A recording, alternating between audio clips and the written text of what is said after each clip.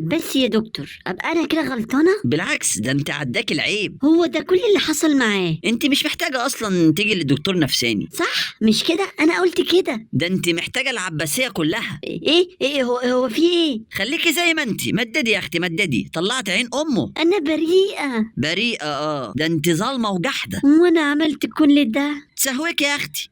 وخطيبك ده لسه عايش؟ يا دكتور. ازاي؟ ده لا اما يكون مات لا اما يكون جاله شلل اطفال وبيتعالج. لا يا دكتور مش للدرجه دي، انا بس جبت له تروما صغننه خالص. يا فجرك، ده الله يكون في عونه. بس هو تمام يعني، بيتكلم وبياكل وبيستخرج. هو ما كانت صرف آلي. اقول ايه؟ عندك حق، ما انت خليتيه آلة فعلا. كل ده علشان كنت عايزاه كلية لوحدي؟ تقومي مخلياه لي بصمة صوت ما يردش على حد غير لما يستأذنك الأول. اعمل ايه؟ ما انا بغير عليه. غيرة ايه دي اللي تخلي الواد يتحبس 4 أيام على ذمة التحقيق؟ هو ده كمان ذنب يعني؟ يا ضنايا يا ابني، بقى الظابط يوقفه يقول له انت مين؟ يقول له انا بتاعها. ما هو بتاعي فعلا. بتاعك ايه؟ هو شميس كروهات. مفيش يميس كروهات.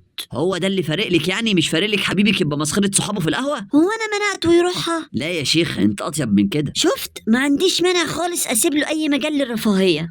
بس تعملي له سلسلة فيها منبه يرن كل 7 دقايق عشان يفتكرك. مش حقي. حقك ايه؟ هو انت اذكار الصباح والمساء؟ يوه يا دكتور، انا عايزاه يكون كل حاجة ليا في الدنيا، ابويا واخويا وصاحبي، يلعب كل الادوار في حياتي. كل الادوار؟ هو انت مصاحبه محمد رمضان؟ يو بقى، يعني مفيش امل يا دكتور؟ الامل في ايدك، سيبيه براحته شويه، اديله مساحته. نعم نعم نعم. هو انت اتجننت؟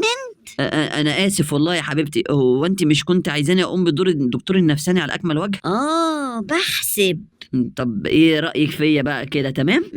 مش طب يلا بقى عشان نلحق. نلحق ايه تاني؟ بيقولوا اخترعوا جهاز لكشف الحب، هو يا دوبك عمليه صغننه قد كده في المخ. يلا بقى عشان اجربه عليك، عايز اعرف مقدار حبك ليا.